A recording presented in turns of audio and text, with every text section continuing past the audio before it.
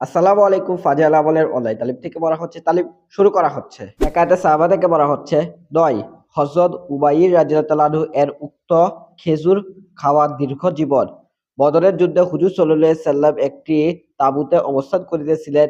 তিনি সাহাবায়ে একরামকে লক্ষ্য করিয়া বলিলেন, তোমরা উঠো এবং অগ্রসর হও, এবং জান্নাতের দিকে, যাহার প্রস্তুত আসমান জমিন চাইতেও বহুগুণ বেশি, যাহা মুত্তাকিদের জন্য তৈরি করা হইয়াছে। হযরত উবাইর ইবনে হামাম এক সাহাবী এই কথা শুনিয়া বলিতে লাগিলেন, বাহ বাহ। হুজুর সাল্লাল্লাহু আলাইহি সাল্লাম বলিলেন, তুমি কেন বাহ বাহ বলিলে? তিনি আরজ করিলেন, ইয়া রাসূলুল্লাহ, আমার আকাঙ্ক্ষা হয় আমিও তাহাদের মধ্য হইতে হইতাম। হুজুর সাল্লাল্লাহু আলাইহি সাল্লাম বলিলেন, তুমিও তাহাদের মধ্য হইতে। অতঃপর তিনি থলি হইতে কিছু খেজুর বাহির করিয়া খাইতে শুরু করিলেন। তারপর বলিতে লাগিলেন, হাতের খেজুরগুলি শেষ হওয়া পর্যন্ত অপেক্ষা করা অনেক দীর্ঘ জীবন। আর কতক্ষণ অপেক্ষা করিব? এই বলিয়া খেজুর ফেলিয়া দিলেন এবং তলোয়ার হাতে লইয়া ভিড়ের মধ্যে ঢুকিয়া পড়িলেন এবং শহীদ হওয়া পর্যন্ত যুদ্ধ করিতে থাকিলেন। ফায়দা: প্রকৃতপক্ষে ইহারাই জান্নাতের কদর করিয়াছেন এবং ইহার প্রতি দৃঢ় বিশ্বাসী ছিলেন। আমাদেরও যদি এইরূপ একিন নসিব হইয়া যায়, তবে সবকিছু সহজ হইয়া যাইবে। ১০ হযরত উমর রাদিয়াল্লাহু তাআলা আনহু এর হিজরত। হযরত উমর রাদিয়াল্লাহু তাআলা আনহু এর কথা বর্ণনা অপেক্ষা রাখে না।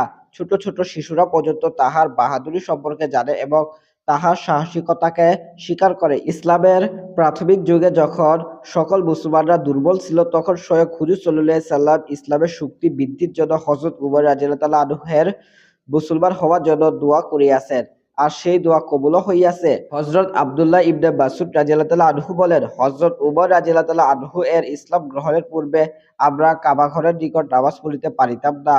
হযরত আলী রাদিয়াল্লাহু তাআলা আনহু বলেন, প্রথমত প্রত্যেক ব্যক্তি লুকাইয়া হিজরত করিয়াছে। যখন হযরত উমর রাদিয়াল্লাহু তাআলা আনহু হিজরতের ইচ্ছা করিলেন, তখন গলায় তরবারি ঝুলাইয়া এবং হাতে বহু তীর ও ধনুক লইয়া সর্বপ্রথম মসজিদে প্রবেশ করিলেন। ধীরস্থিরভাবে তাওয়াফ করিলেন এবং অত্যন্ত শান্তভাবে নামাজ আদায় করিলেন। অতঃপর কাফেরদের সমাবেশে যাইয়া বলিতেন যে, যাহার এইরূপ ইচ্ছা হয় যে তাহার মা ক্রন্দন করুক, তাহার স্ত্রী বিধবা হোক এবং তাহার সন্তানরা এতিম হোক, সে যেন মক্কার বাহিরে আসিয়া আমার সাথে মোকাবেলা করে। ভিন্ন ভিন্ন দলকে এই কথা শুনাইয়া চলিয়া গেলেন। কোন এক ব্যক্তিরও তাহাকে বাধা দেওয়ার হিম্মত হয় নাই। ১১ মুতা যুদ্ধে ঘটনা। হুজুর সাল্লাল্লাহু আলাইহি সাল্লাম বিভিন্ন বাদশাহের নিকট তাবলিগী দাওয়াতনামা পাঠাইয়াছিলেন। তার মধ্যে একটি পত্র হযরত হারেস ইবনে উবাইর অদ্রী রাদিয়াল্লাহু তাআলা আনহু এর হাতে বুসরায় বাদশার নিকট পাঠাইয়াছিলেন। যখন তিনি মুতা নামক স্থানে পৌঁছেন, তখন সুরাহবিল গাসসানী নামক কায়সারের জনৈক গভর্নর তাহাকে হত্যা করিয়া ফেলে। দূতকে হত্যা করার কাহারও নিকটে পছন্দনীয় নহে। হুজুর সাল্লাল্লাহু আলাইহি সাল্লাম এই ঘটনা অত্যন্ত মর্মাহত হইলেন এবং তিনি ৩০,০০০-এরও এক সাহাবী তৈয়ার করিয়া হযরত যায়েদ ইবনে হারেসা রাদিয়াল্লাহু তাআলা আনহুকে তাহাদের উপর আমির নিযুক্ত করিলেন এবং দিলেন যে, যদি যায়েদ ইবনে হারেসা শহীদ হইয়া যায়, তবে জাফর ইবনে হামিদ তালেব আমির নিযুক্ত হইবে, আর সেও যদি শহীদ হইয়া যায়, তবে আব্দুল্লাহ ইবনে রাওয়াহা আমির নিযুক্ত হইবে।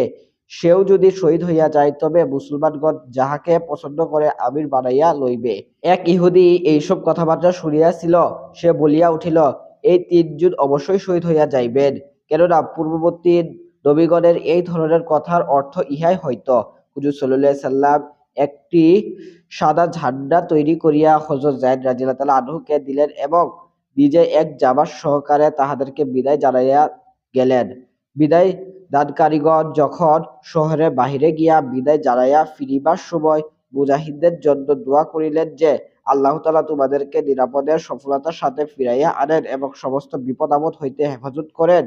হযরত আব্দুল্লাহ ইবনে রাওয়াহা রাদিয়াল্লাহু তাআলা আনহু ইহার জবাবে ৩টি কবিতা পাঠ করিলেন, যাহার অর্থ এই যে, আমি তো আমার রবের নিকট গুনাহের মাগফিরাতে চাহিতেছি, আর এই কামনা করিতেছি যে, একটি তরবারি যেন এমন হয় যাহা দ্বারা আমার রক্তের ফোয়ারা বইতে থাকে, অথবা এমন একটি বর্ষা হয় যাহা দ্বারা আমার হৃৎপিণ্ড ও কলিজা চিরিয়া বাহির হইয়া আসে।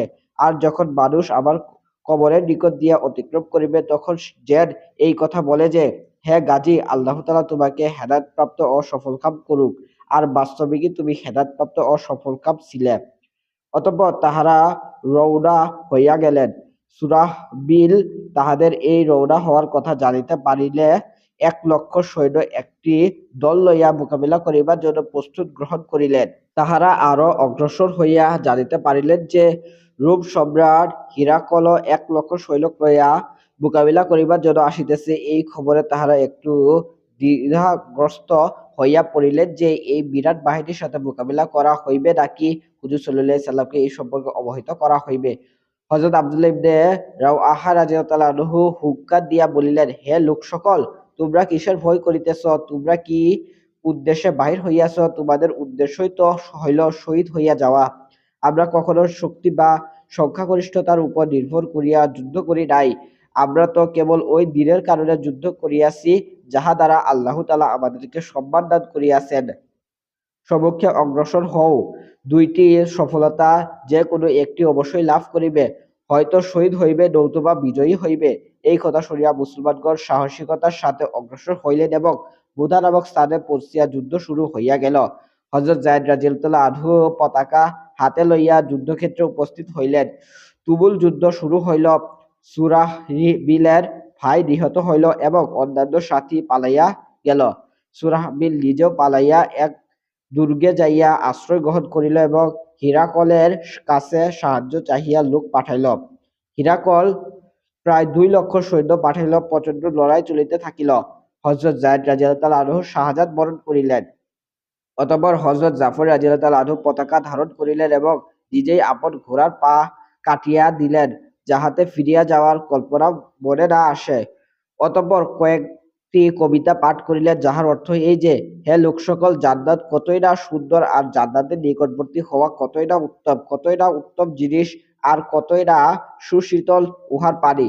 রূপকদের উপর শাস্তির সময় আসিয়া গিয়াছে, তাহাদেরকে কতল করা আমার জন্য জরুরি হইয়া গিয়াছে। এইসব কবিতা সমূহ পাঠ করিলেন আর নিজের ঘোড়ার পা তো নিজেই কাটিয়া ফেলিয়াছিলেন, যাহাতে ফিরিয়া যাওয়ার খেয়ালও অন্তরে না আসিতে পারে। তারপর তরবারি লইয়া কাফেরদের দলের ভিতরে ঢুকিয়া পড়িলেন। আমির হওয়ার কারণে ঝান্ডা তাহার হাতে ছিল। প্রথমে ঝান্ডা ডান হাতে ধারণ করিয়াছিলেন। কাফেররা তাহার হাতটি কাটিয়া ফেলিলে যাহাতে ঝান্ডা মাটিতে পড়িয়া যায়, তিনি তৎক্ষণাৎ বাম হাতে নিলেন।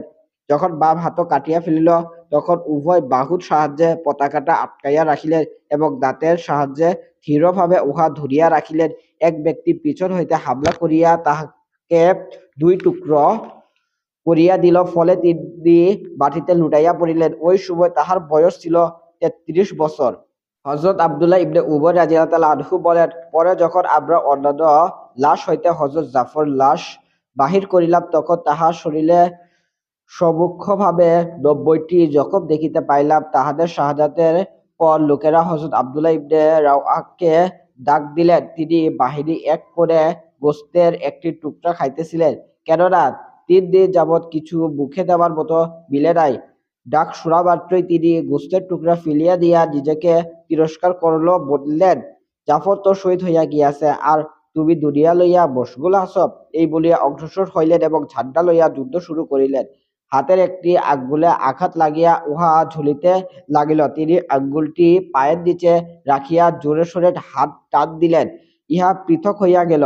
উহা ফেলিয়া দিয়া সমুখে অগ্রসর হইলেন। প্রচণ্ড যুদ্ধ ও অস্থির অবস্থায় মনে কিছুটা আশ্রয় ও দ্বিধাদ্বন্দ্ব সঞ্চয় হইল যে, না হিম্মত না মোকাবেলা করার শক্তি। এই দ্বিধাদ্বন্দ্ব অবস্থায় কিছুমাত্র অতিবাহিত হইয়াছিল। অতঃপর নিজের মনকে সংবদ্ধ করিয়া বলিলেন, হে মন, তোর কোন জিনিসের শখ বাকি রহিয়াছে, যাহার ফলে এই সংশয়ের সৃষ্টি হইয়াছে?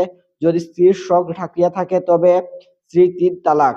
আর যদি গোলাম বাঁধির শখ থাকিয়া থাকে, তবে তাহার আজাদ। আর যদি বাগবাগিচার শখ থাকিয়া থাকে, তবে তাহার সবই আল্লাহর রাস্তায় সদকা।